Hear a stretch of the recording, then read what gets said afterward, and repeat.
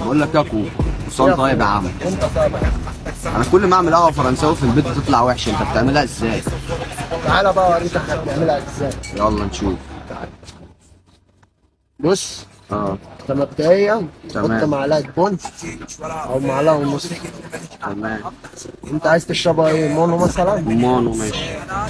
حط ايه، السكر ده خشن اهو. تمام. لو احط معلقه، حط شويه صغيرين مثلا. عادي بقى، تجيب الحليب بتاعك يا صاحبي. حاضر.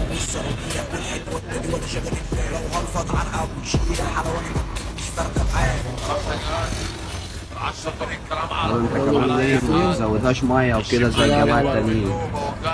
سيبها على الرمالة ايه شويه.